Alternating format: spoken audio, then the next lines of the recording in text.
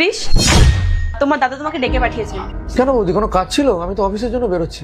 দেখো আমি তো ঠিক জানি না, ডেকে পাঠিয়েছেন নিশ্চয়ই কিছু আর্জেন্টই হবে। ঠিক আছে বৌদি, তুমি যাও, আমি আসছি। ঠিক আছে, তুমি তাড়াতাড়ি চলে এসো, বেশি দেরি করো না। ঠিক আছে।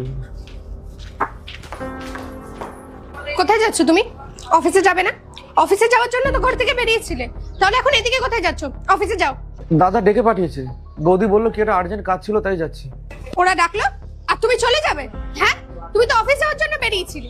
আর তার থেকেও বড় কথা, তোমাকে তো আমি বলেছিলাম যে আজকে আমাদের দুজনের অ্যানিভার্সারি, তুমি তাড়াতাড়ি আসবে।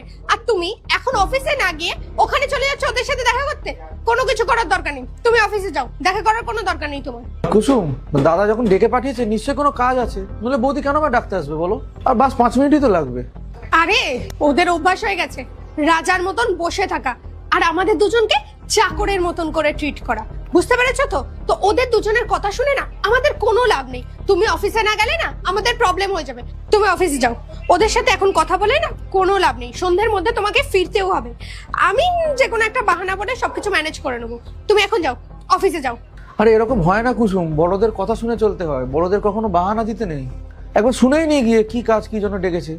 5 মিনিটের তো ব্যাপার, তুমি দাঁড়াও, আমি শুনে আসছি একবার। আরে আমার কথা তো শুনলই না, সারাটাক্ষণ দাদা বৌদি করে যায়। আরে আমি তো ওর ওয়াইফ, ওর তো আমার কথা শোনা দরকার, কিন্তু ও তো আমার কথা শোনেই না। সারাক্ষণ ওদের পায়ে তেল লাগিয়ে বেড়ায়, অস্বস্তিকর। ক্রিসকে বলেছো তুমি? হ্যাঁ। তাহলে এখনো আসলো না কেন? তোমার পিছনে পিছনেই তো আসার কথা।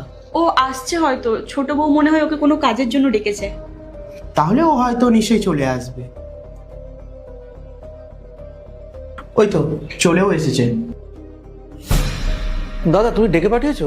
বৌদি বললো কি আর্জেন্ট কাজ আছে।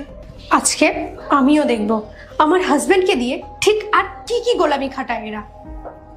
আচ্ছা ছোট, আয় এদিকে আয়। এই নে তোর অ্যানিভার্সারির জন্য কিছু টাকা। বৌমা আর তুই গিয়ে ভালো জায়গা থেকে সেলিব্রেশন করে আয়, ভালো মন্দ কিছু খেয়ে আয়, আর বৌমাকে কিছু কিনেও দিস। আর বৌমাকে মলে ঘুরতে নিয়ে যাস, আর আজকের দিনটা খুব ভালোভাবে কাটাস তুই। দাদা এটা কোনো দরকার নেই, আমার কাছে টাকা আছে। ওই টাকা দিয়ে আমি কুসুমকে কিছু কিনে দেবো আর খাইয়েও দেবো। কোথায় টাকা আছে তোর কাছে? তোর দাদাকে তুই মিথ্যা কথা বলছিস। আর তোর বড় দাদা জানে খুব ভালো করে যে তোর চাকরিটা চলে গেছে। ওর জব চলে গেছে? আর তুই কি ভেবেছিস তোর দাদা বিয়ে করে ফেলেছে, বউ হয়ে গেছে, আর আমি একটা সংসার করে ফেলেছি বলে ভাইয়ের কথা আমি ভাববো না? ছোটবেলা থেকে আমি তোকে যেভাবে খেয়াল রাখতাম সেভাবেই খেয়াল রাখবো। আর বাবাকে আমি কথাও দিয়েছিলাম